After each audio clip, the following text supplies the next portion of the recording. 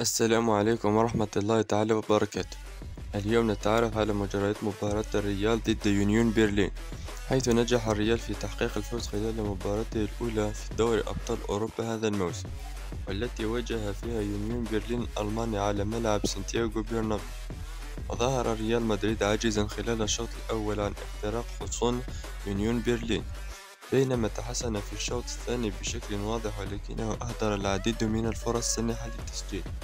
وجاء الحل في النهاية عن طريق النجم الإنجليزي بيلينغهام، الذي تبع تسديدة فالفيردي في الدقيقة الرابعة من وقت بدل الضائع، محرزا هدفه السادس بقميص النادي الملكي، حيث حصل بيلينغهام على أعلى تقييم بين لاعبي الريال ب7.7 نقاط، وفقا للتقييم الخاص بموقع هوسكورت العالمي المتخصص لإحصائيات كرة القدم.